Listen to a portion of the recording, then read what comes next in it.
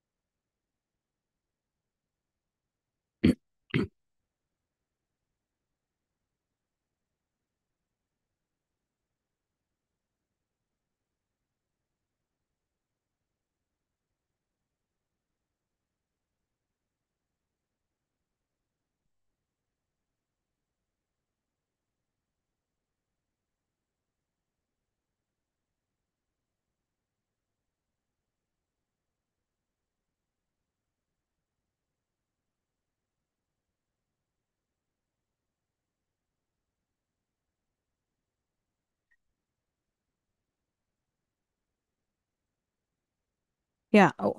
So what is globalization?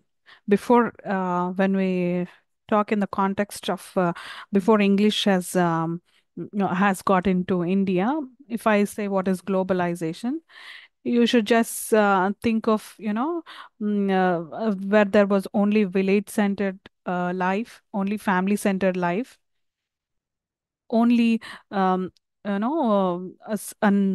small communities were tightly bond.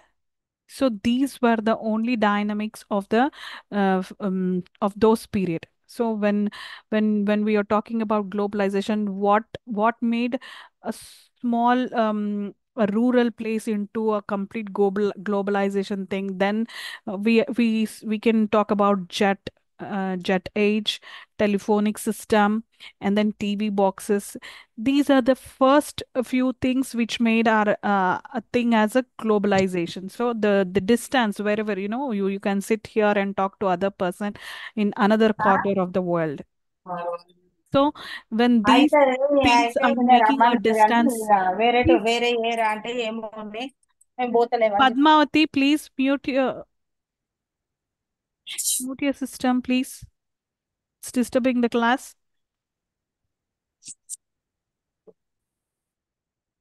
So gradually how industrial revolution has changed the things, how urbanization, consumerism, all these things comes under the globalization. Before we speak about English, so first globalization, we got globalization because of the jet age, TV boxes, telephonic system, and these are the commodities which we can speak about globalization. Then when this IT revolution has entered, that's a big revolution now.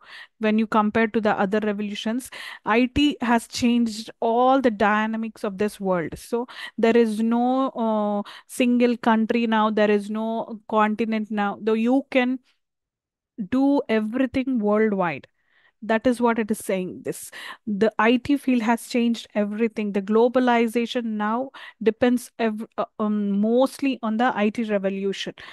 So how this and English, how the IT revolution culture and English, all the topic of in your phase, in this globalization phase, depends upon this thing. So first, when you talk about globalization, you speak about all the village centered life. You'll speak about the closed communities, what were there in the ancient times, how our family units were, how were the families' interaction, what are the skills they had, then what were their boundaries.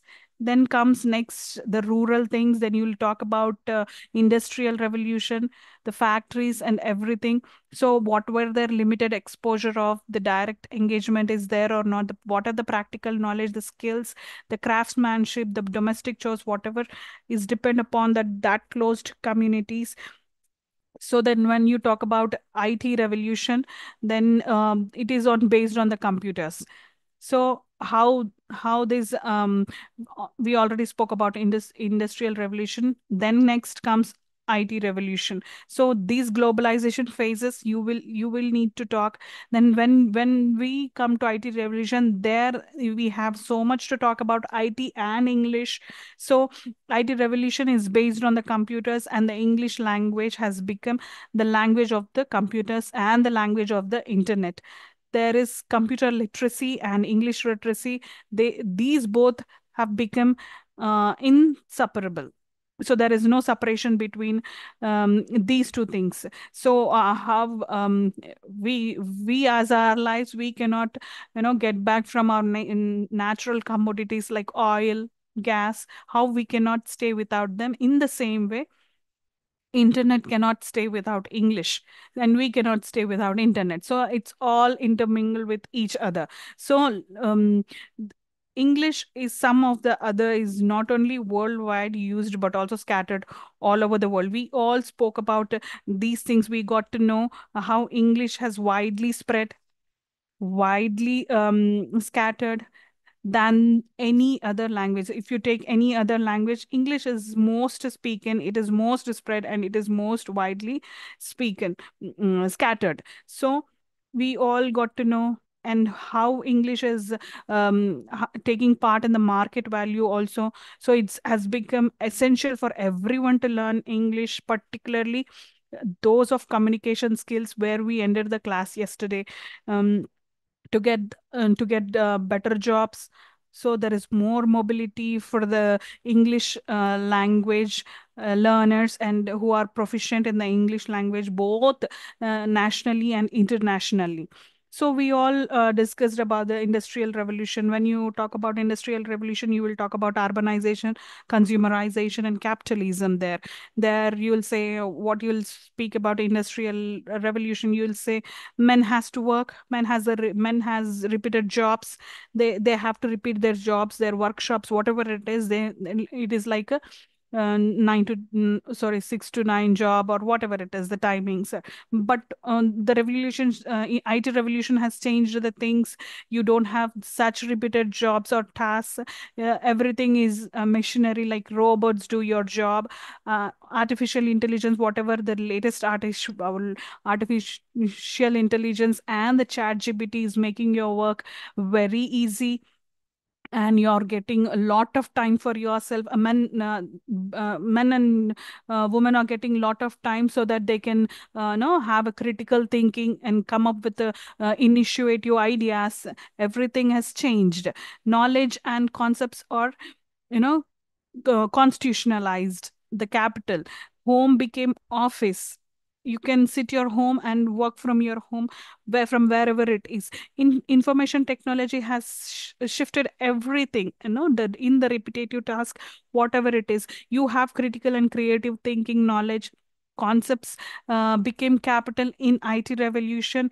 And in industrial revolution, what has become capital? Men and materials used to constitute the capital. So that's the difference there. And men and women got equal opportunities, if you take in the IT revolution.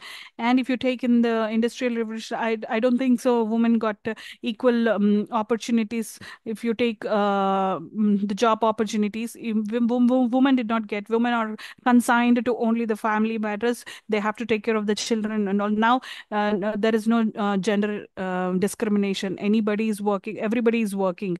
And when you talk about when you talk about the offices job opportunities, you can say in IT revolution has brought enormous change. So we all understood all these concepts about IT revolution and industrial revolution. So then when we get into the IT revolution, you have to talk about the giant what are the giant IT giants we have. You mentioned the giants, whatever the giants we have, like Google, Apple, Amazon. So any you name it, any IT giant, you need to they are working on the based of the English language. So it is just saying how English is so important. So how internet and IT revolution is so interdependent with the English. So English contain all information regarding almost all disciplines in the world. English language has become the language of the internet. So computer literacy and English literacy have become inseparable, and they are interdependent with each other. So we understood all those um, differences between the industrial revolution and IT revolution. Then comes culture, I guess. English and information technology. Yeah, we what are the changes? So what new words has arrived? What new words are added in our dictionaries? So that thing we already discussed. So English and culture. How did this English and culture? When it comes, when you talk about English and culture, there is a question arises. What is the question? Is culture can be culture be differentiated from English language? So when you say English and culture, there are so many questions arises. Ma'am, So can you please show me the previous screen, please?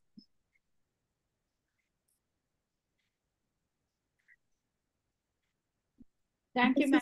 this is the thing you're asking. Yes, ma'am. Thank you. Thank you. Yeah, is someone having doubts? Because I already stopped here. Thank So you, ma'am. okay. So when you talk about culture and English, so normally we think that any language which with will go with the culture. For example, if you take Telangana culture is different if you compare it to Andhra culture. There are few minute differences. Even though we all speak Telugu language, we have our own culture differences. So when it comes to English, normally we say there is a difference between our culture and the language. So if when it comes to English, you cannot say it is English is only stricted to permitted to only one of the place to one region or one group of people. No, we cannot say that because everybody is speaking English. Everybody has their own sort of Englishes. So we'll come to those topics in the next few sessions, like what Indians did with the Persian. So we spoke about that, right? When it come to contact with the Indian languages, what had happened when Persian, Arabic, and Sanskrit. So that's a different. They hybrid, the fusion has made, and we got some other byproducts, so some new language. So the same thing happened. This is whatever br- uh, first English, whatever came to in our India, that was British English. There is a difference between British English and American English.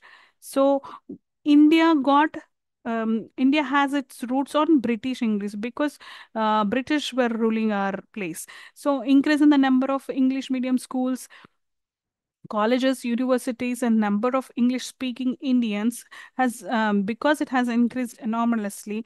Even though if you take into the topics like politicians, bureaucrats, academics, lawyers, media people, businessmen, all were talking. We sort of talking about British English. There was no contact with the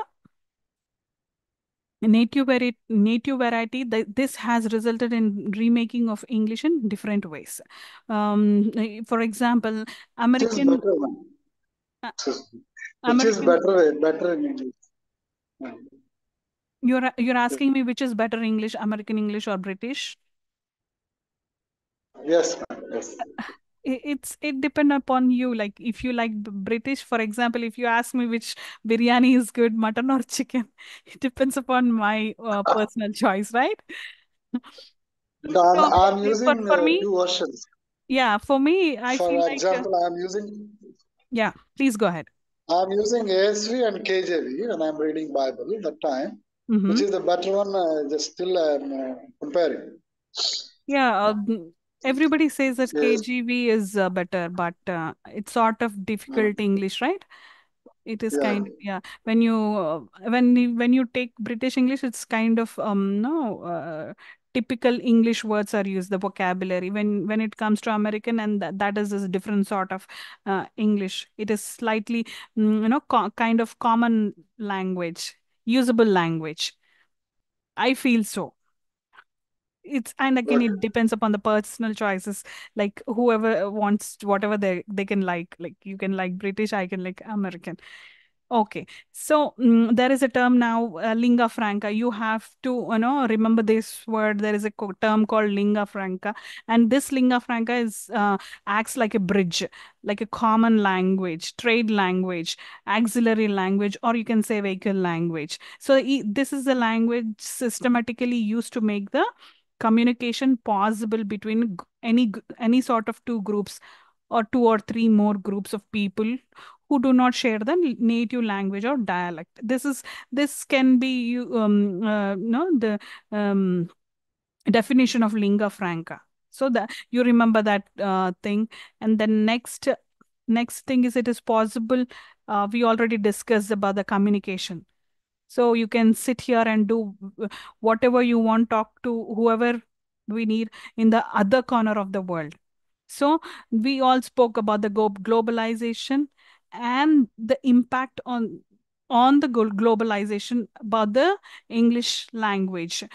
So globalization and its impact on the communication. So when you talk about when you are when you're writing these things, I gave you few points like what made our work easy, what is the thing, why we calling it as globalization when it compares to the ancient times. So I made it easy for you, so if you remember those things, and you can elaborate the things.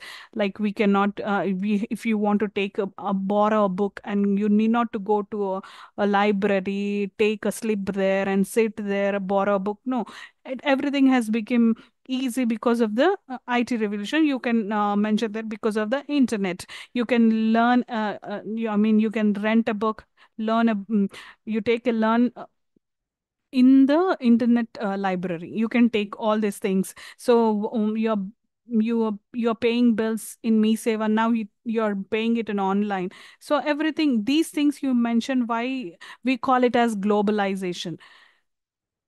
So when you talk about the impact on the English language, you have to speak about the first about the European languages.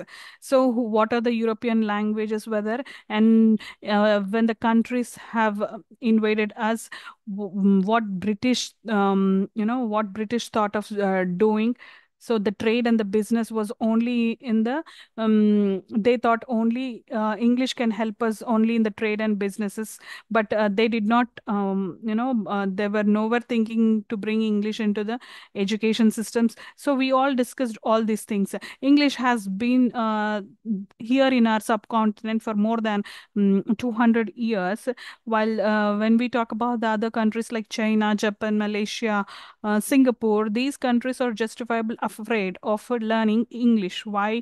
They thought that they did not think that English is oh, we can give English so importance. So Indian got a Indian adapted English, and they thought that this is learning English will make their lives better. So they sort of learning English from the time they gave importance on English language from the time the British were ruling. So these countries were not into that much of English, but they you can also call these languages Chinese, Japanese. So whatever these languages are there, you can say those are the rival languages for English, and they did not give much importance to English language. But over a period of time, gradually, after they seeing this enormous change in the globalization, after the IT revolution, after the internet world, they also thought that English is also a important language. And once when they did not give importance, now they also sort of learning English. They also they believe that if unless and until you are mastering English, they will not be able to keep up with the other countries. They may go down. They thought that, and then they believed, and they also started learning English. They also added their medium of instruction into their colleges, universities, and so on. So then, globalization and its impact on the English language, we are already discussing about this. Did I say about this yesterday? Yeah, what are the IT platforms we have? So what are the dictionaries we were talking about, the Samson Johnson dictionaries? So if you ask me, were there not any dictionary? Yes, there were, but if you talk about Johnson, the significance of this and the way he created, those were the old dictionaries were completely different from the new dictionaries. Old were only concentrating on the hard words, not all other words. Some only concentrated on the vocabulary. There is no explanation, just the meaning of that, but there is no explanation and there are no examples like how we are looking at our modern dictionary. So this Samson Johnson has tried to take all sort of English words, and he gave the definition, he gave the explanation, he gave the examples. How can we, so this dictionary has laid the foundation for whatever the dictionaries, Oxford or whatever the very good dictionaries what we are looking into right now. So there is a drastic change. Why are we talking about the dictionaries? That means like just to show how English words added into that dictionaries. And when English are getting scattered and spreading to all other places, how the English has mixed with the other cultures. Like if for example, if you take any of two languages, for example, be it an Indian native language and English, when there is a fusion between these two languages, and it is coming up with the other new words which can be termed as English. And then when Hinglish, Hing, so when you take about abroad American, so American English and British English, there is a fusion there. If you're taking Africa, so just to understand the broader view of the native dialects, when the normal native guy, a Telugu speaking guy or a Hindu speaking guy is getting communicated, getting interacted with an English, when they are coming with the new words. So even some of that sort of words were also added in the dictionaries. Even they give that importance to add such words in the dictionaries, because there is no other English word to such kind of terms. Like if you take Brahmins, if you take Mangal Sutra, there is no proper translate word for Mangal Sutra. So such kind of words are, no, when you talk about English and culture, you have to elaborate on these things when culture gets mixed with English. So we also saw this Oxford English dictionary, how many words it has before and how many new words it got added once the evolving of English has scattered and spread. So these are the things we came to know yesterday. So you can get the examples when you write about this answer. What are such words has added in the dictionary? So our yesterday's topics where we stopped was communication skills in English. When you talk about communication skills in English, what is this? Yes, English is a language, but what communication skills should we have? When you talk about this communication skills, what do we have? Let us know go more into the topic. Like if somebody is saying hi to you, then you are not responding properly. That means you are like kind of underconfident. Maybe you don't know the language and you're not speaking it well. So when you don't greet a person properly, you termed as you don't have a good communication skill. So what all this communication skills in English should a person have, and he should master in them, then there is no turning back to a person who is good at such kind of communication skills. And let us look into what are such key factors for communication skills. The first thing, if you don't, I just spoke to you, that was greetings. So when you want to introduce yourself, when you want to say something about yourself, or you're interacting to some person, um, see, if a foreigner is in front of you and he's trying to ask you something and there is no proper interaction, you are not able to come. If he's asking, where is this shop? So you're not able to explain him properly, guide him properly. There you're lacking your communication. So you're not able to put those English words and form a sentence and make him understand. So first thing, you need to have the social roles. The what In communication, you need to first improve your social roles. What is that? That is greeting, introducing yourself, or interaction in any social context, whatever it might be. So interacting with each other is must. Being dumb, not speaking, not opening your mouth, it will that doesn't count under you have good communication skills.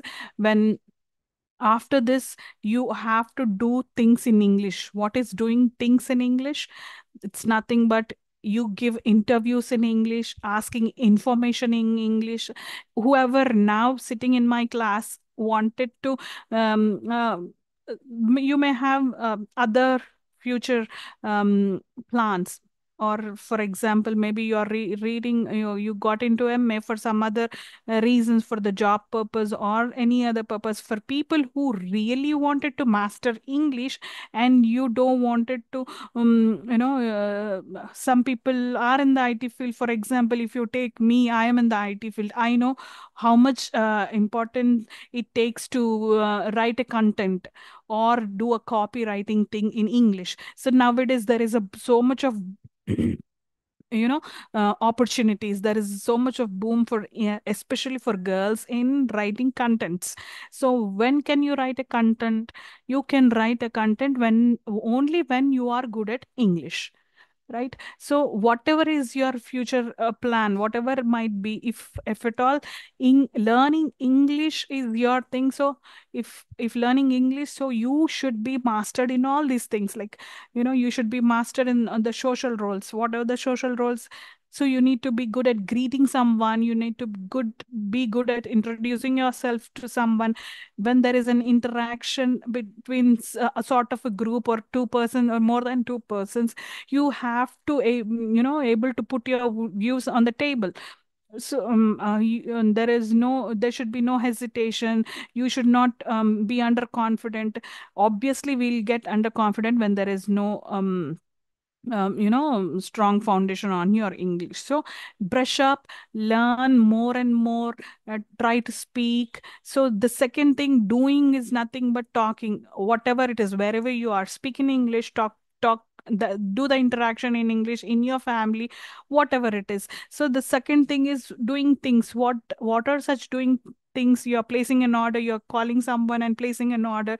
Not only just by typing on something, place an order by talking with the other person on the line. So saying that I need so and so thing, explain your dish, or explain your uh, whatever you're, if you are ordering cloth, so what sort of things you like. So doing things like this repeatedly, again and again, will can you can master in the communication things. So narrating, interviewing, asking information, or placing an order, requesting something, explaining something, these all things comes under doing things of doing things in the context of English. So first thing is greeting, next thing is doing, and the third thing is expressing attitudes. So how is this expressing attitudes goes?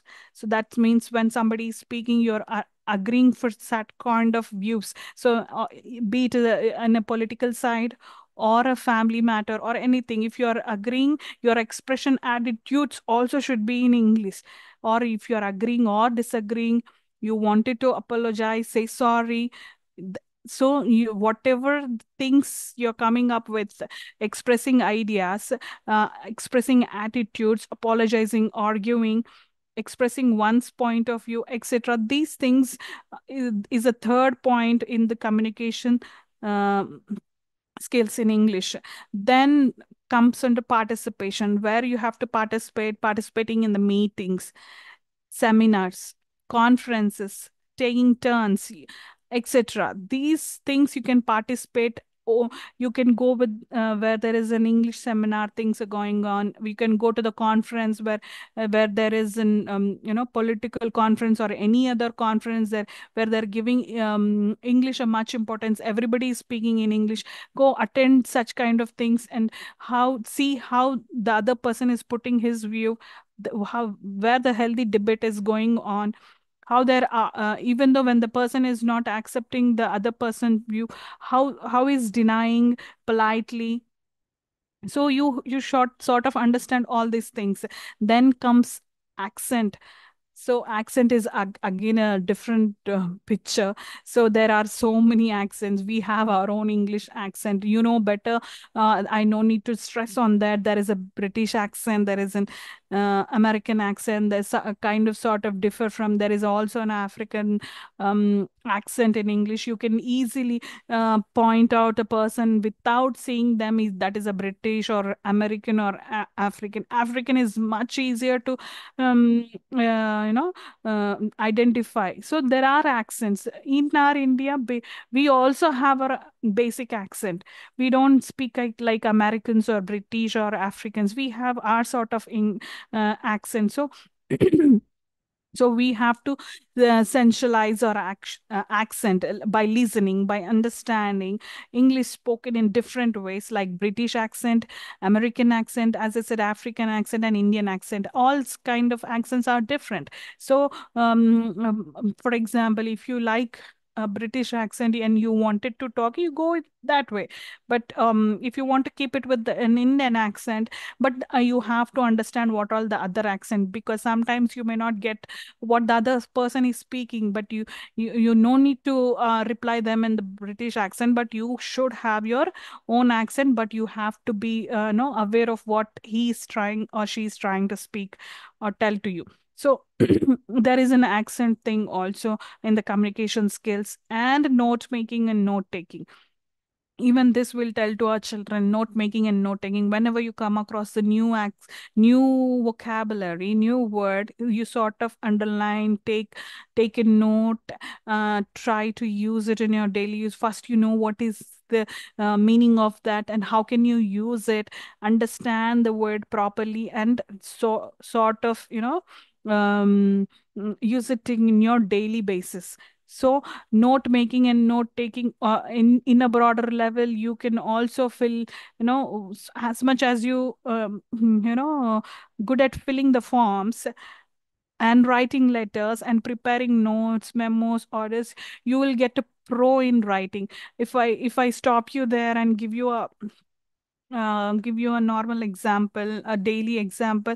If I say, if I wanted to speak about my dad now, so he's very good at it in his English, and he's mainly good at filling forms, writing letters to a collector or to a higher authorities. Is anybody is he's very good at writing letters to the be it a political side or his subordinates, or in a newspaper. He's very good at doing that. And people in our place, in my native place, people around us come to meet my dad just to take help of him to write letters, to fill the forms, because he's good at it.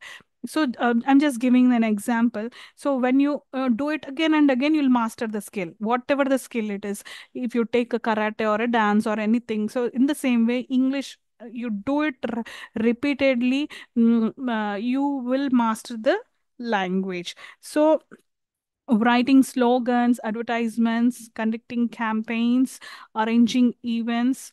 So the nowadays there's event manager thing also going on. So people have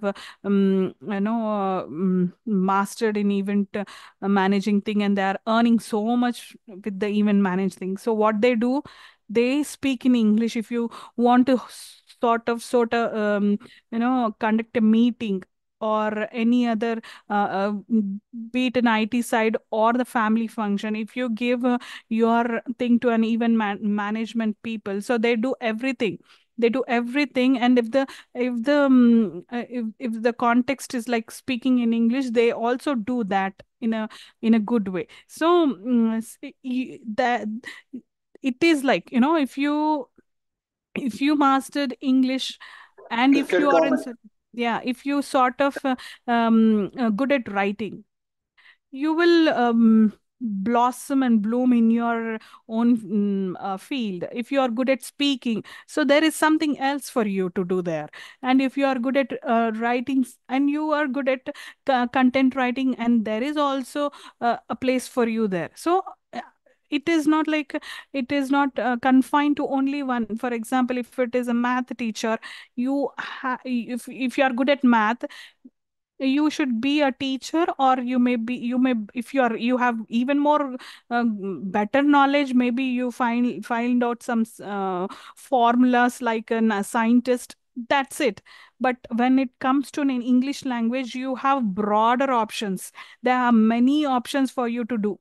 So that's why we are speaking about English so much. And we have we took a step into an MA English literature thing, and we are talking so much about English because it really has that weight. Next comes is reference skills, looking up for dictionaries, encyclopedias, railway timetables, dictionaries, etc. Everything, whatever information a book is giving, a dictionary is giving, a pedia is giving.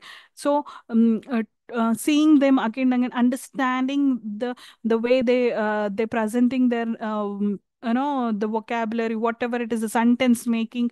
So everything you need to be mastered. So whenever you asked a question, I think there's a must question like communication skill in English, a must question in your exams. So, you may get it in bigger questions or the smaller ones. When you talk about communication skill, you tell that you have to write that you should be good at social roles, you should be good at doing things in English, you should say that expressing attitudes, accent, and then note making, participating, where you participate in meetings, conferences, in writing, advertisements, slogans. And you can also add your own points in this, because this book is from, I don't know when they published it, but then now there are even more ways for English. So be it a content writing, copywriting, they are giving so much for a content writer, for a pro who is a pro in content writing. They have bright future in content writing, copywriting. So you can add your own things, whatever you have experienced. So you write all those points in the communication skills in English. So there is so we all discussed everything, whatever the points I have kept there, I have already discussed with you. I'm just showing you. If anybody wants to screenshot it, you do it.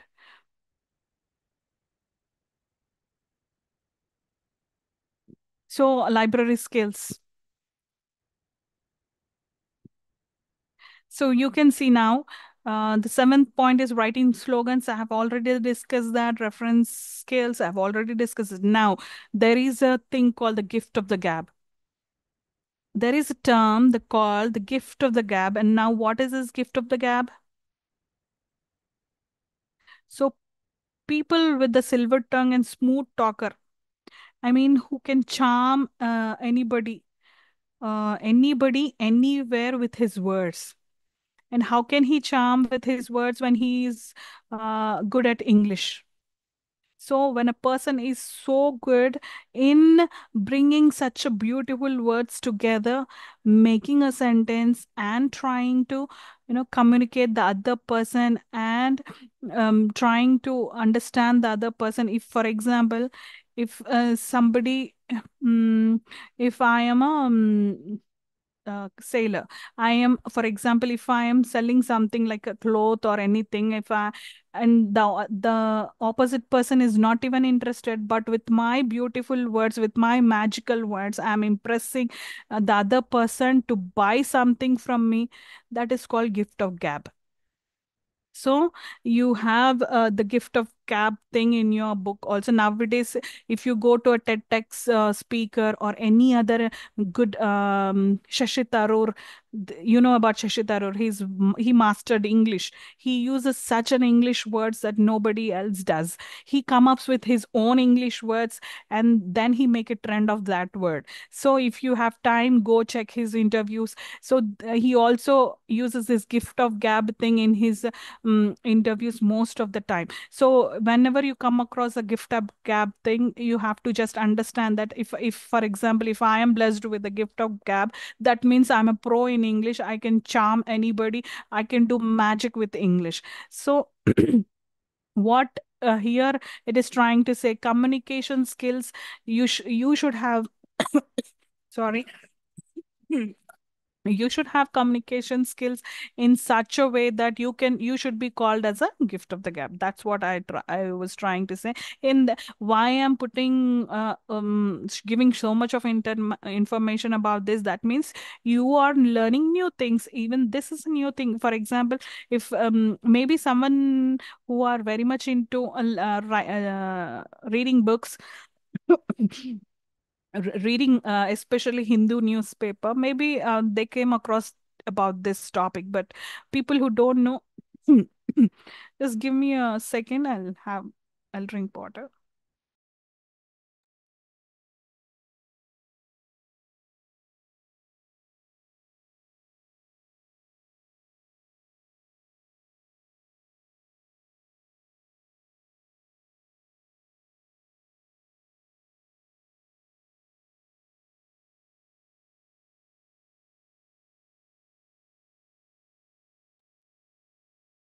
Okay, sorry to interrupt, guys. So the ability of using skills. For example, you mastered all the communication skills, but if you don't have the ability to use them, it is like know ఒక సామెత ఉంది, గుర్రంని water దగ్గర తీసుకెళ్తాం కానీ తాగిపియగలగం. So in the same way, the learning all the things is one side and using them is the other side. So you should not only mastering the skills, you know how to use them. So you should have the ability to use them. The ability of using skills like I mentioned, all the skills, like we mentioned, the 8 skills you have in your textbook. There could be more, but your textbook is speaking about 8 skills. So getting mastered about these skills, you also you also not only called as a gift of the gap person, and you have all the market in your hands, like you can earn more. The communications in English have a worldwide market because English is a language of technology, science, business, commerce, journalism, and media, mass communication, internet, IT, enabled services. Beat anything if one is proficient in communication skills in English, and in the accent. um he has a future national level and in the international market is wide open for him, and the gift of the gab in English can take one to all corners of the world. That's what the importance of the English communication skills in India. Indian who There is also a field called teaching. Who are good at English also can fix their role in the teaching. Good teaching English. Nowadays, there is a boom in teaching English, and not only in India, in the other part of the world. So in US or in UK or in UK, you can you can earn teaching English to not only to people. You can teach English to the natives who are speaking English, whose their language is first language is English. You can also go to those people and teach them, which is ironic actually. So there are so many Indians who are teaching English in Africa, in America, in Middle East, in Japan, in Hong Kong, Malaysia, Singapore, etc. So, as we discussed in IT, multimedia companies also looking for the people who are professionally good at English. So sorry, all the IT companies are collaborating with the American or other sort of the people, other sort of the country. So when they are collaborating, they cannot speak in Hindi or English or um, or any other language. So I do remember when I'm explaining this to you, I sort of remember one thing. I have a friend who is working in the multinational company, but when it comes to speaking to when you should go to abroad and sort of explain the topic, explain the project of your topic to other people, their subordinates doesn't send her because she's lacking English. This is a true thing I'm saying to you. This is not an hooked up story. She worked so much for the project. She has so much of efforts, put her efforts in the project, but their company decided to send not her but the other guy, other person. Why? Because she's good, okay, but in the technicality and doing work she's fine, but to impress the person, to impress the other person, and to make them believe that this project is good for them, then they sort of choosing the other person. Maybe that person don't have that much skill in the technicality, but he's good at English. So he is getting ఒకటే దెబ్బకి రెండు పిట్టలు అన్నట్టు. He's going to abroad, seeing the country, enjoying with the company's money, and he's explaining about the project. He's doing the two things and coming. Who is not going here? The person who is not proficient in English. Why they're not sending? It is not that she doesn't know about the project. It is that she cannot come up with to say there is no gift of gab with her. When you will get gift of gab, when you are good at coming, when you sort of practice, and when you sort of have the ability to use all the communication skills which we are talking about. So they have such confident in the other guy because he's good at English. So can you can see the difference. Even though the person who knows everything cannot go see the country just because he is lacking the communication skills, he is lacking English language. So that's what I'm trying to say here. Indians are also there who are teaching English in Africa, Middle East, Japan, Singapore. Multinational companies, when you are speaking, they are sort of taking only the people who are good at English. So they see how is the English there. Then except the programming guys, I guess. So let's sum up with this. What all we learned about the communication skills, the gift of gap thing, and if you take a professional context also, social context also, any context be it, you have to have that silver tongue and you should be the smooth talker, kind of hypnotize in the language of English. So next comes this. We have come across the market value. What is the market value when it is the revolution between the industrial revolution and the IT revolution and the market value, and you came across the globalization and its impact in the English language. You also now learned about communication skills. You not only learned about communication skills but also its market value. So we have discussed all these things. Then comes the global English and the local cultures. What is global English and the local cultures? English has gone internationally. We kept discussing this again and again, from the time I started globalization.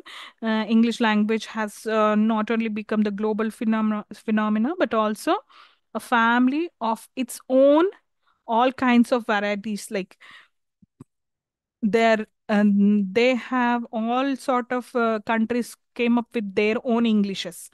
English is not only strict to only one culture.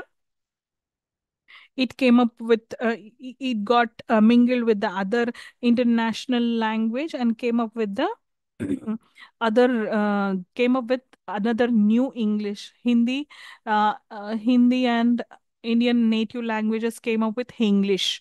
So in the same way, all Africa, you take it Africa, China, Japan, or America, or British. So now, whatever the people are speaking now as a current scenario, what people are speaking now, you can't say it as a this is the English, exact English she's speaking from the ancient time, what it is. If you take Sanskrit, Sanskrit is same now and forever. You have to speak in such a sort of way. If you say Ram, Rama, Rama, something is there. So you have to speak that. But when it comes to English, it is a different scenario there. So that's why they termed it as the Tower of Babel. So when you take a Tower of Babel, maybe it's kind of, you know, what is this, what sort of thing is this, you may be no wondering, but I'll just tell 2 points here. So there is a biblical story, biblical scenario which happens in the Genesis chapter, that explaining that somebody is no climbing up to the sky. There are so many people climbing up to the sky to meet God. According to this story, what happens is humanity originally speak only one language. So they attempted to build a tower to tall enough to reach heaven, but God disrupted it. So God break it in the middle, and they fell down. They fell down and they scattered all over the world. And they were speaking in one language before. When they scattered, they fell down and no, they scattered all over the places, and they came up with the new languages. It is just the metaphor here they are using for the English language. Why the same happened with the English? There was only one English before, but that English, when they thought that this English is the global language, when this is no getting interacted with the other language and coming up with the new languages, it is getting scattered, and there is no origin, proper origin for this. That's what they are trying to say. There's nothing keen about this, the Tower of Babel, just a metaphor. This, it's just a metaphor they are using for the English language. What happened from the time of ancient time, what happened. And there is a beautiful example also. We did not see what happened in America or British, but we know what happened in India.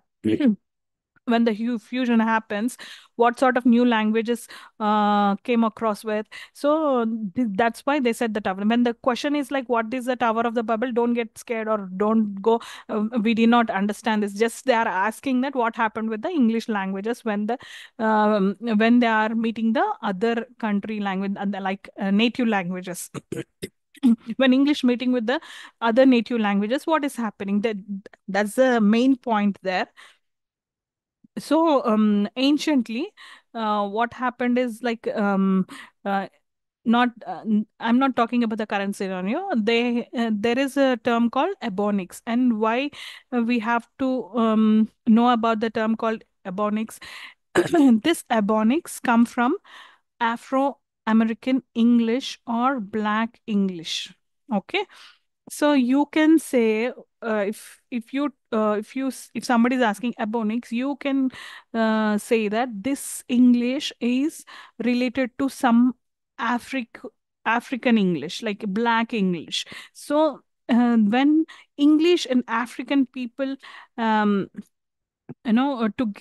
had when there is a communication between these two people, and they came with the new English, whatever the English they bought out, the fusion happened, whatever the hybrid thing came out, the byproduct thing came out, they called that English as an ebonics. So ebonics thing is a byproduct of the clash of two cultures. That's what I said.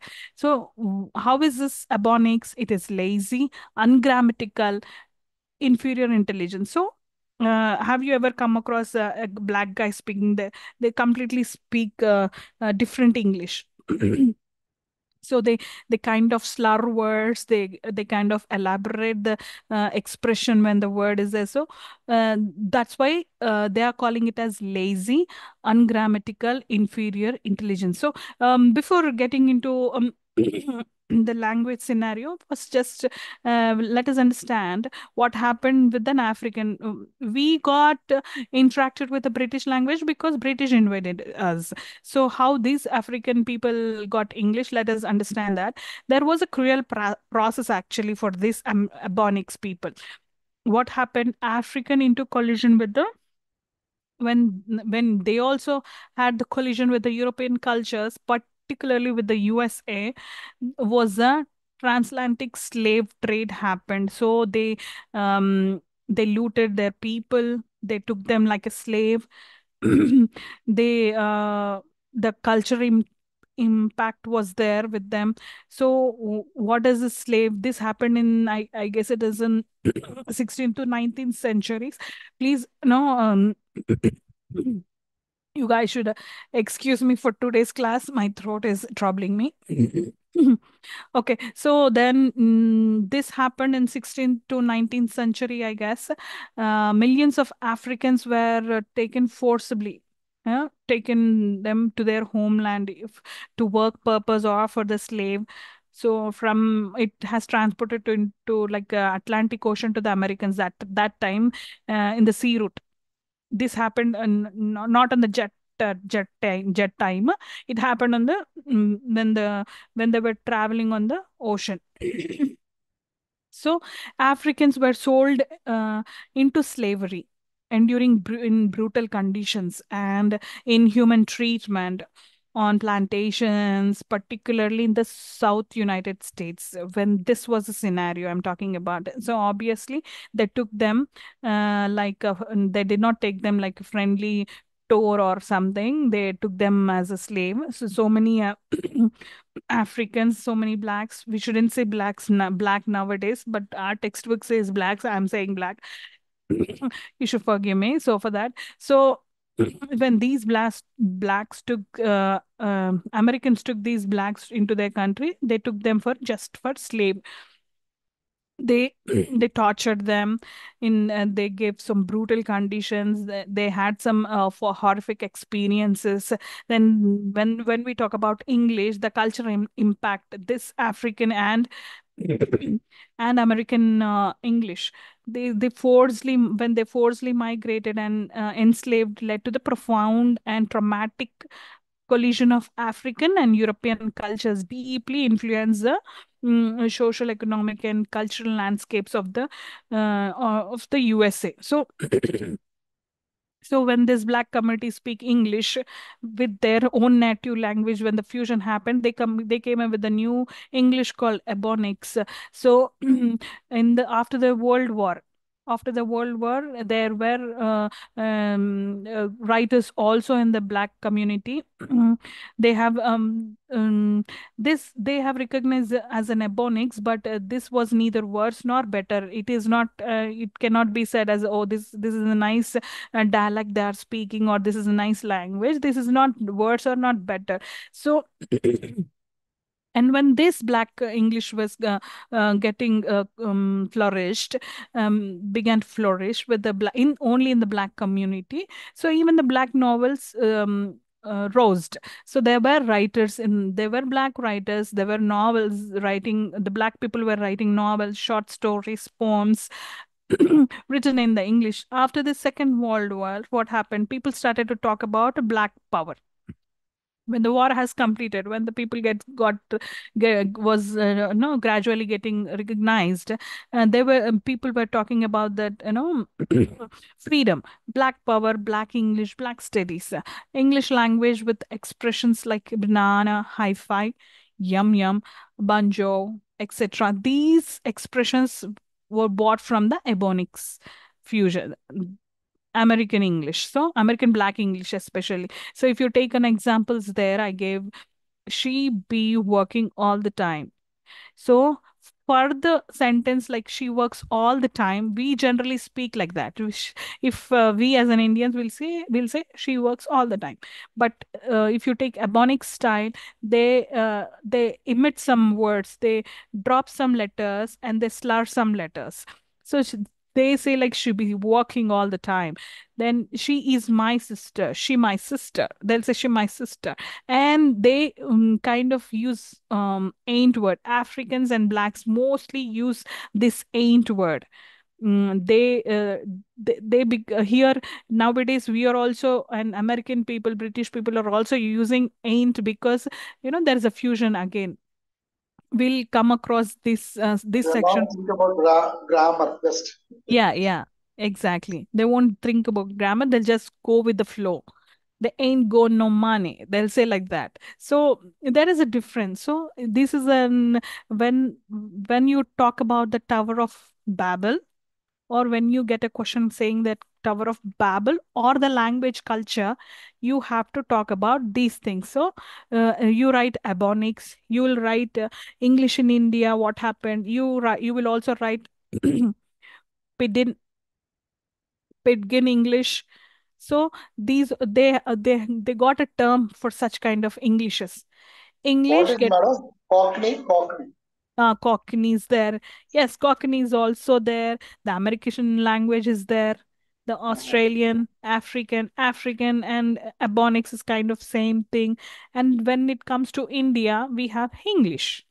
So whenever there is a question for you talking about the Tower of Babel or the language and the culture, you will write all these topics. You'll write about Ebonics, and you'll write about Pedgin. Now, what is Pedgin?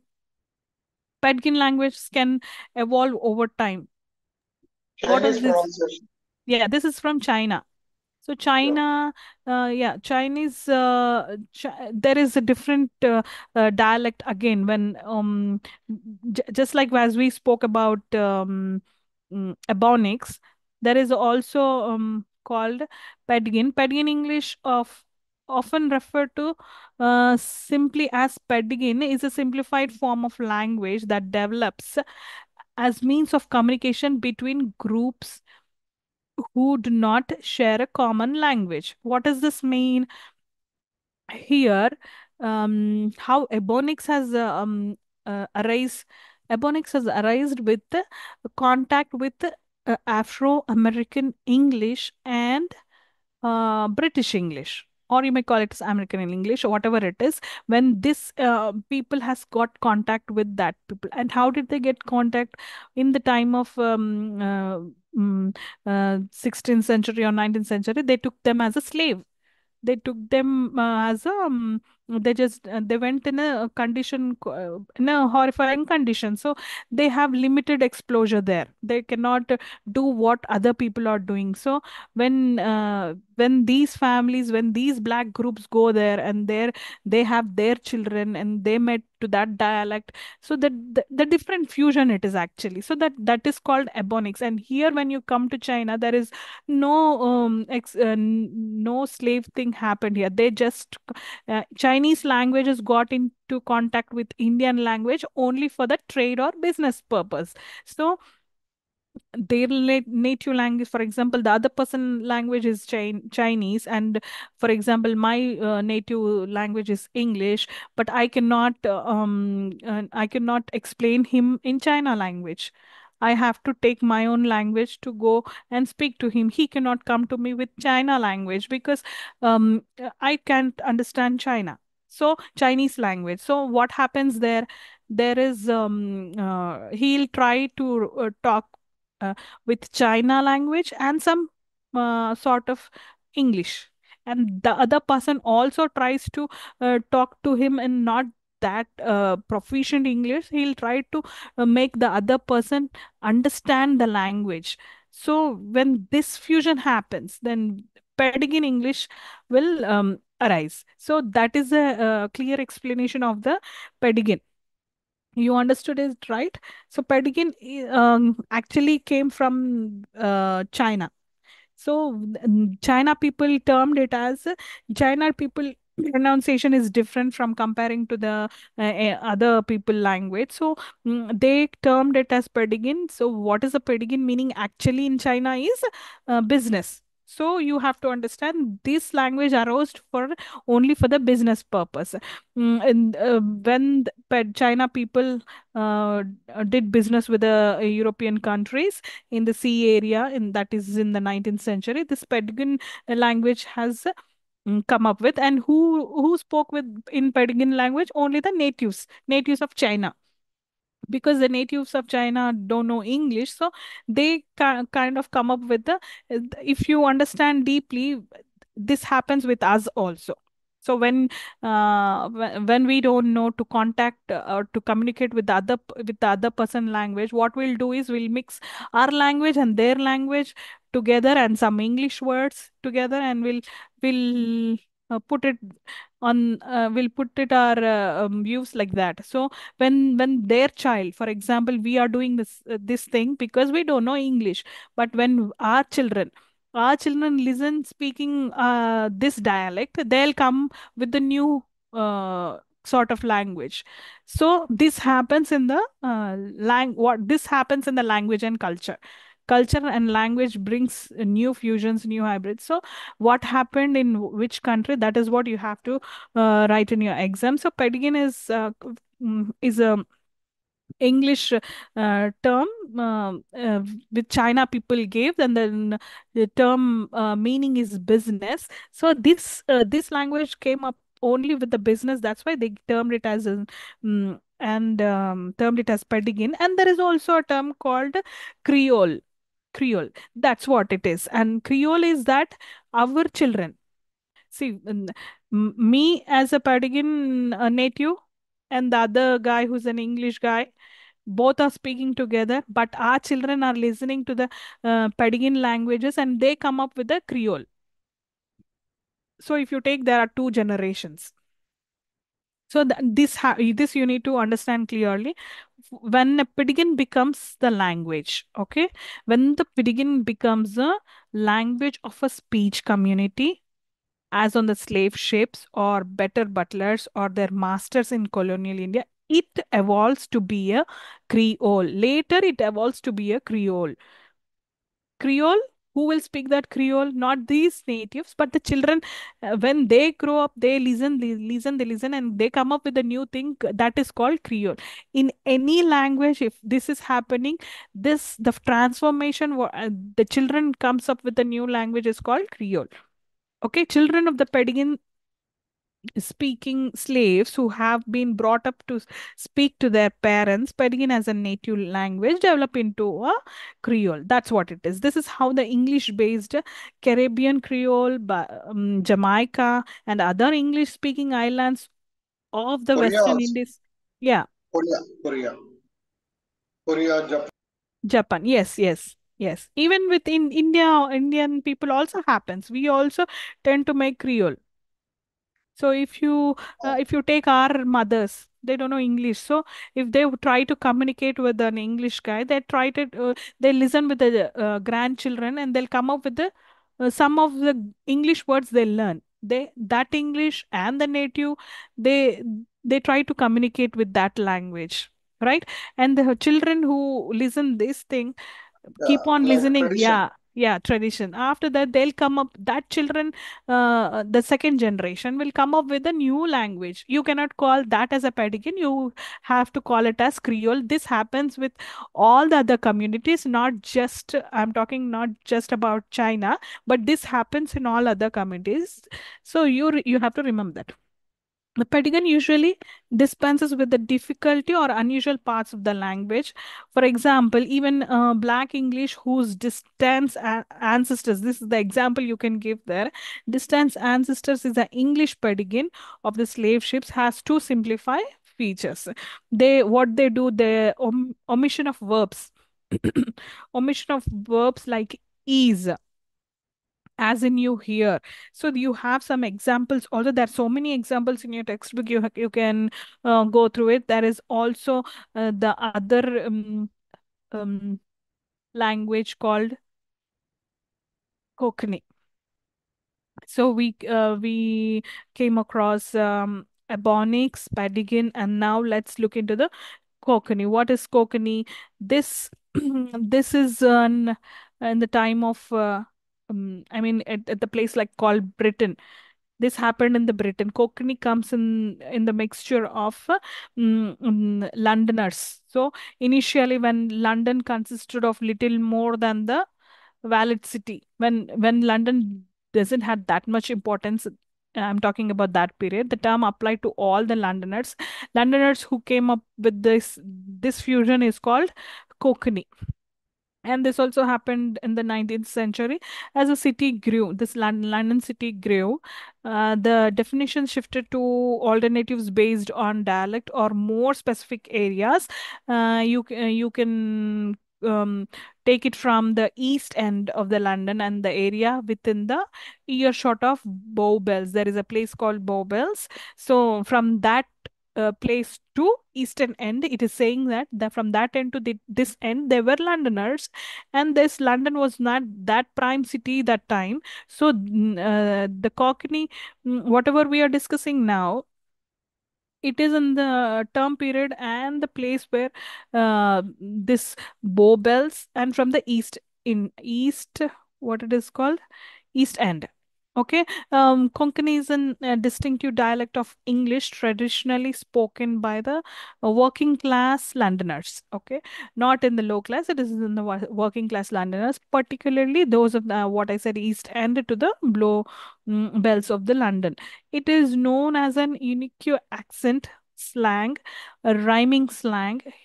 Okay, let us look into the some of the future accent characters, whatever it is. Cockney speakers have distinct accents and dialects, occasionally using rhyme. It is much of rhyming. They also have idioms, I guess.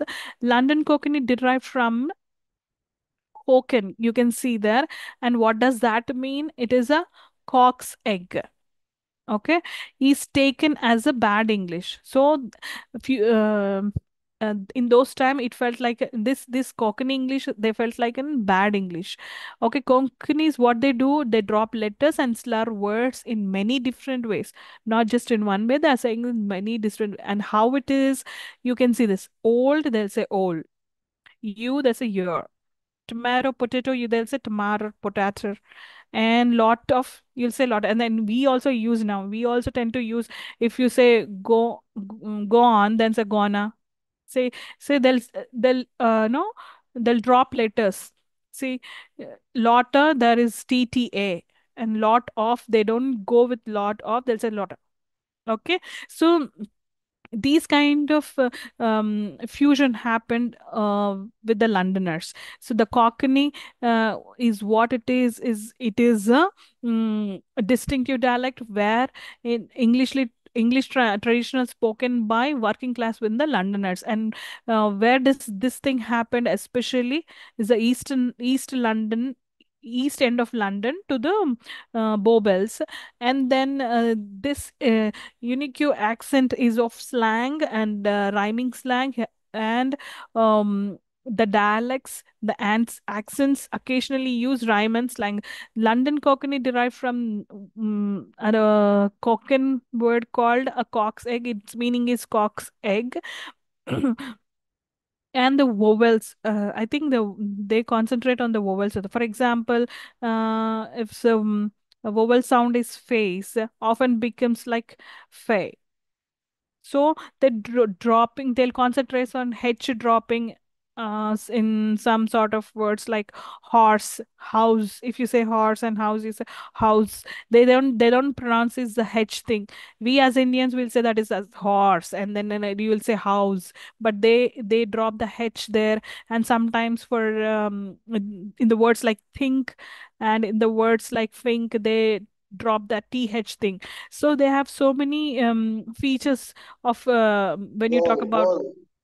Our picture, world. That's the world. Yeah, then if you are talking about R, the R is mostly about American English and British English. So then you say um we'll say water, then they'll say water. So they roll the R. There are other futures for American and British English. There are some features for Cockney. Cockney, you understand that they muchly go with the rhyming slang. Okay, the slang of the Cockney is like you know uh, they uh, they say something and it will mean something. For example, if you, I think we also in Telugu will do the same thing. If they say trouble and strife, that means they are talking about wife. It's like they say, in a witty way. In a witty way, they're saying if you marry a wife, it is like trouble and strife. So you're inviting troubles. So something like that. The rhyme and slang, though they may mostly concentrate on the rhyme things, and that rhyme should, mm, also have that slang, the accent when you ended up. So there are when with this coconut thing also, there are so many writers came across with. They wrote so many plays, short stories, novels with this Konkani style also. And there is a famous ancient Konkani style film also. The film is titled as Poor Cow. When you say I said poor cow, right? And you might imagine a cow really. No, they are saying about a poor woman. They are saying a poor woman to a poor cow. That means they say something, but there is the meaning of that is something. So this is Correct. kind of, yeah, this is kind of slang. We also does that many times in our daily dialect. I don't have examples right now, but I feel like even we does that. So like idioms, we try to when you try to talk in a witty way, but the person should not get it harder. You're somehow criticizing him, but you're not showing it in your words. So there are few ways when you talk such kind of things. So especially the Konkani style is such kind of style. That's what I'm trying to say. When they say poor cow, it means that poor woman. So when they say apples and Samadhi, yeah, it's like a even double. Telugu does that. Yeah, it's like when you say trouble and strife, don't invite trouble and strife. That means don't get married, don't get wife for yourself. So it is like that. You understanding, right? They have a slang and they have a rhythm. So and when this was going on, there were so many Konkani writers there. Even the Konkani dialect got a fame. So it has its own fans. Konkani style dialect has their own fans, and they have written so many stories, novels, and they have so many movies also. Till date, they have so many movies. I think till date, we also use such kind of dialect when sometimes you wanted to say something to some person and you don't want it to really mean them. So we use such kind of things. So Kokan is the style, Ebonics is the other style we discussed about, and then we discussed about what else we discussed? Pedigan, right? The Chinese one. And then let's come to our American English, British and American. They kind of sort of same, sorry, same we feel like there is the same features in both of the things, but they differ. Let's look into that. What all they differ? Americanish English, if you see the spellings, what all are happening in the spellings, you can see, right? Honor, labor, and color. There are so many that we use C. If we use COLOR, there are few people they use COLOUR. So they concentrate on you you kind of words, right? The vowel pronunciation, the spelling, words like honor and labor drop you. Okay. So color we Center, say yeah. Color center. we say SOLOUR, they say SOLOR. Okay, they drop U letters. So when you're talking about American English, if you want to talk about spelling, you give examples of the color which they sorry which you give example of the words which they drop U. That is you can present as color, you can present labor, honor, these things. Then when it comes to vocabulary, there is a lot of difference in British vocabulary and our English. So when we say, for example, when we say truck, then America, if we say lorry, they say truck. They don't understand if you say I came on the lorry, then they then say what is lorry? They don't understand what is lorry. If you say truck, they can understand what. So in the same way, we'll say escalator or lift, they'll say elevator. So we'll say apartment, they'll say flat. So there is a difference between American and British. There is when American says elevator, British says it as lift. We as Indians, we try to combine both the things. We say whatever we want. But Americans say apartment, British say flat. Americans say truck, British say lorry, and we are sometimes tend to say lorry. So We are this is a, mixed. yeah. So we still say, some people still say lorry, but Americans say it as truck. So spelling, if you come to spelling, there is also spelling difference, how we have discussed, and they have a difference between collective nouns. For example, American English treats collective nouns as singular. For example, a team is winning. If we say the team is winning, when you compare it to British English, that which might the team is really winning. The team are winning. So there is a difference between those two. And if you take past tense verbs, for example, the American uses it as learned and British use it as a learnt. They'll say T and they say an ED. Learned and learnt. Burned and burnt. So there is a difference here. So American English includes a variety of regional dialects such as northeastern US, southern US, Midwestern US, and Western US. These all together combine together, these dialects together will come into an American English dialects. So in England, in New York City, in southern USA, or in general America, what all the changes you tend to see in the vocabulary or in the spelling or in the slang, whatever it is comes under the American English. This is the difference between the language and culture when you talk about American English, and this is also a significant.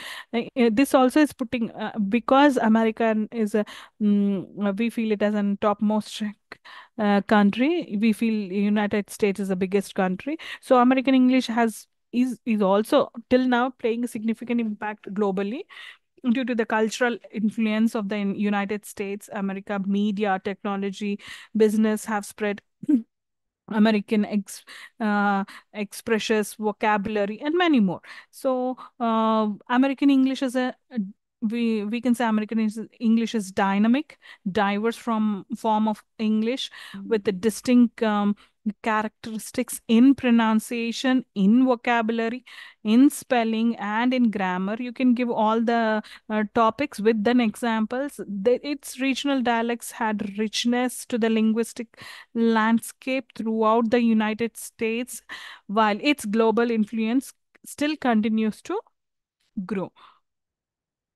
And the next thing, the Australian twang. This is an we are talking about Australian slang. Now let us look at what are the differences between Australia and the other countries. The term Australian language typically refers to Australian English, the form of English language spoken in Australia. It has distinct characteristics in pronunciation.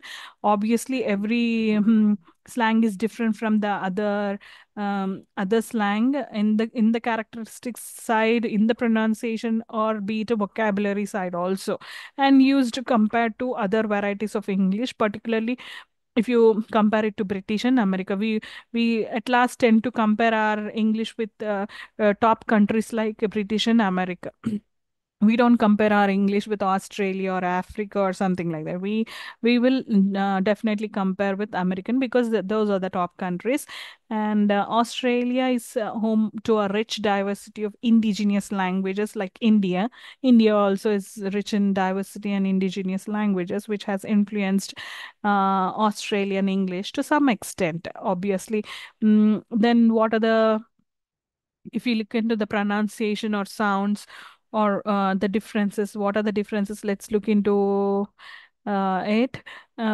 Pronunciation, it means like Australian English features distinct vowel pronunciations. For example, the vowel sound of face is pronounced more like face, and goat is pronounced more like goat. So the vowels in the word, whatever the vowels in the word are pronounced differently comparing to the other languages. If you come to non-rhotic, like British English, Australian English is generally non-rhotic. These, if you come to R, when the emission of R, or the pronunciation, the R is different in British English. It's the same. It is same with Australia also. For example, if we say car, they say car, car.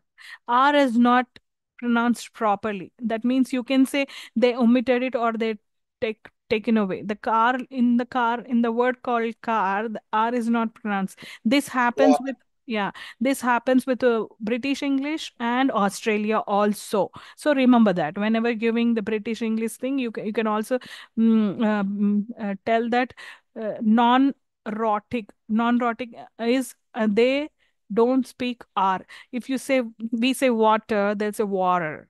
So R is emitted. And then the flap T. What is flap T? The T sound often becomes a soft flap. So we tend to, as Indians, we tend to pronounce T, stress T properly. You have to understand there is a T in the word. We will talk like that. We pronounce it like that. But when it comes to Australia, they say it is a flap T. That means the T, for example, it is, if it is a butter, they'll say butter, butter. Are you getting me? So this happens with the flap T. So their vowels are pronounced properly, and then R, non-rhotic. Then when you say non-rhotic, R is omitted.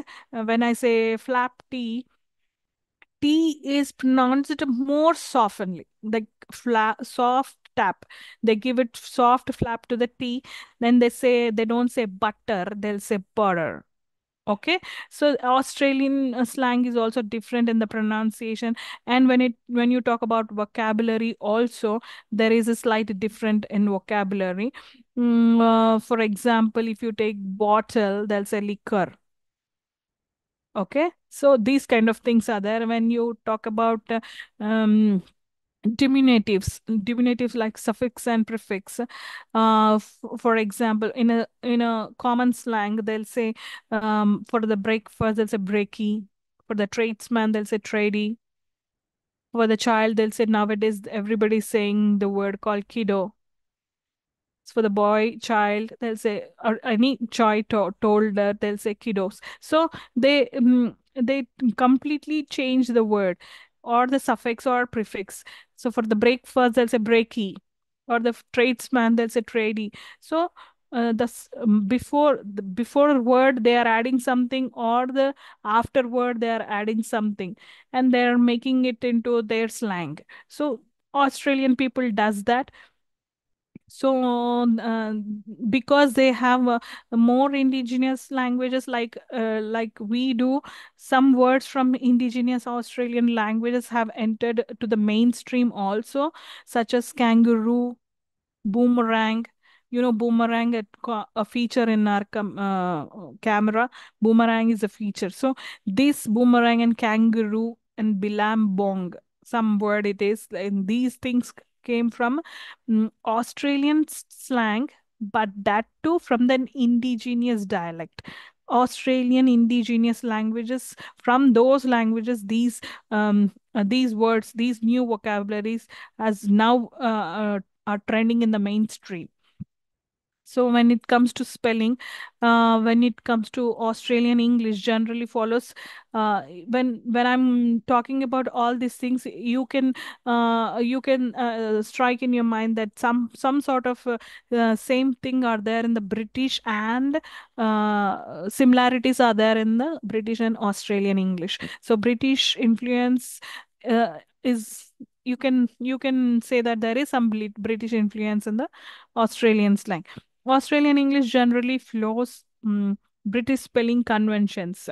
Mm, For example, color instead of color, we already discussed this, and there is uh, uh, everybody speaks about this. There is a main difference called S and Z. So when we say organize, in organize there is S and Z. Z means Z. Okay, you can write in either ways. You cannot say only this is correct or that is correct. No, both are correct. You tend to use whatever it is from your daily usage. So Australian and British people mostly use Z. Instead of Z, they'll use yes. So there are so many such words you can come across with. Their standardization, for example, there in standardization you can write yes and Z.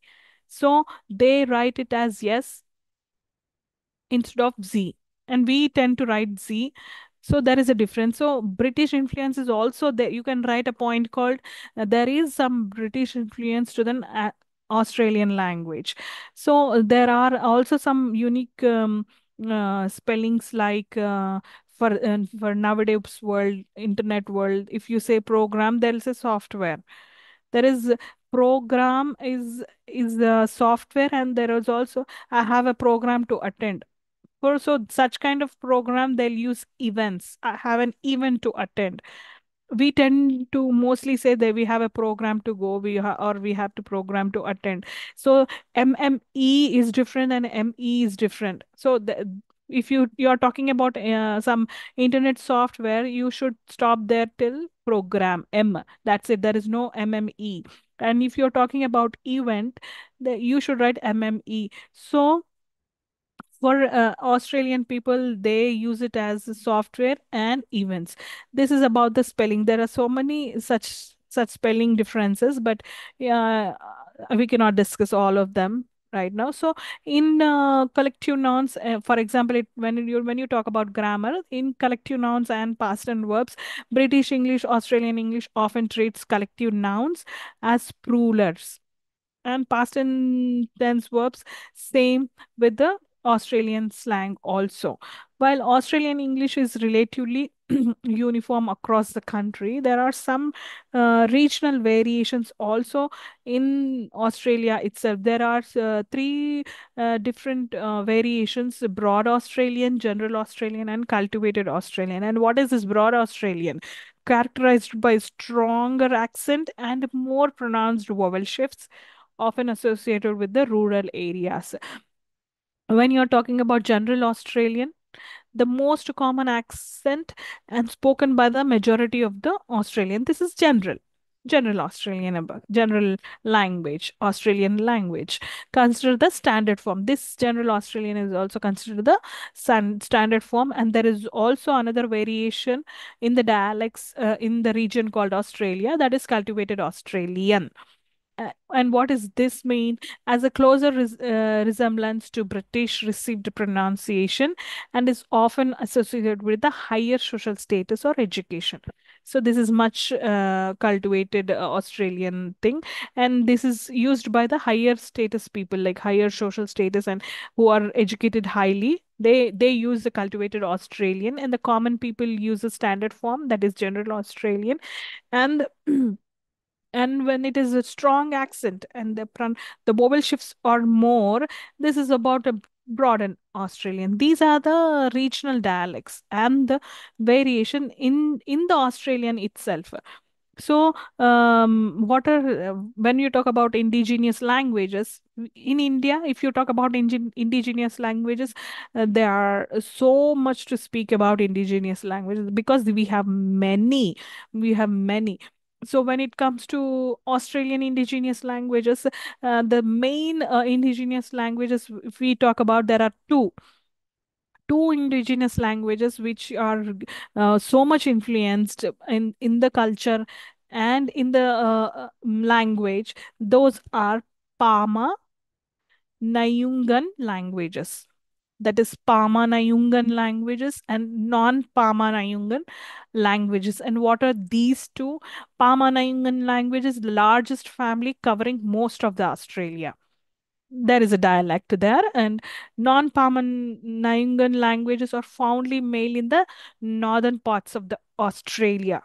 In the Australia, the northern part, whoever is speaking some dialect, those people are called non-Pama Nayungan languages, and largest family which is covering the Australian field is Pamanayungan languages. And these two indigenous languages, indigenous language has so much influence in the Australia language. Australia is a home of hundreds of indigenous languages, although these two may be no are the main indigenous languages which have endangered. They got extinct. How dinosaur got extinct, and these two main languages who got so influenced. Also, there are nobody speaking now that Nama Nayungan language and non-Nama Nayungan language. Nobody is speaking now. They got extincted. They got endangered, and nobody is speaking. I think only few speakers are there of Pama Nayungan and non-Nama Payungan language.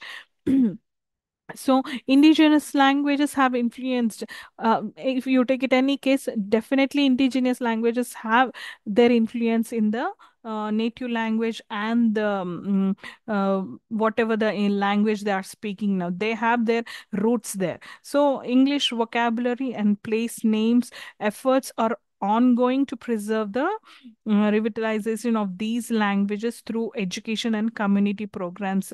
So they were feeling so bad. These Australian people are feeling so bad that the endangered languages, they have to do something for these languages so that they'll stay forever. So they're doing some efforts. They're coming up with the new ideas to keep these languages alive. So Australian English is in um, distinctive and dynamic variety of English shaped by its unique history and cultural influences. It combines elements of British English with its own innovations in pronunciation, vocabulary and usage. Additional, the rich tapestry of indigenous languages. You have this point also we have discussed in Australian twang adds to the country's linguistic heritage, influencing place names and contributing words to the broader lexicon.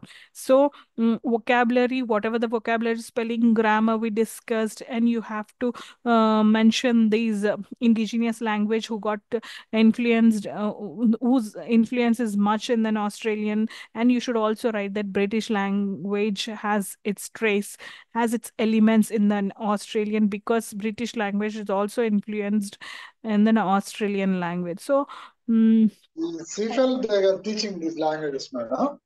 sorry. Yeah, Hyderabad CFL, no? Yeah, okay, they're teaching. They are teaching some of these languages. No, No, they I will don't. teach. They'll Not preach Spanish and French, I yes, guess. yes. They're the most important for the languages like French and Spanish, I guess so. Not Australian language, I feel. So I think we also running at it's 3:20, huh?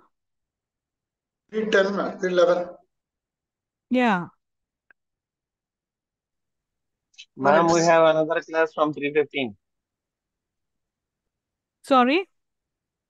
We have another class from 3:15. So you want me to continue? Oh, No, Yeah, you need a break, right? no. We have to join that, no, ma'am. Yeah, yes. So, okay, we'll continue um, in the next class. Just we have just two topics to finish the globalization phase, and we'll be done with the globalization phase. All right? Thank you, ma'am. yes, madam. Thank you, ma'am. Correct. Yeah, 1 second. Please be there. I need to make a screenshot of the number. Most of them left. Left? Now only 36 only. It Okay. reaches to 48. Once it was Okay. 48. Now it is So only please 36. somebody remember me to take a screenshot. I always Oh, okay. forget that. Definitely. Definitely. Yeah. See, I'm so much into teaching you guys that I don't remember. Sure. So that's okay. All for today. Please do read your question and answers. I won't say lesson. Please go to the last page of your lesson, read the lesson, try to answer, and go search for an answer, read it. It will be very useful for your exam. Let's wind up the class here. I'll end up the class there. I'll leave.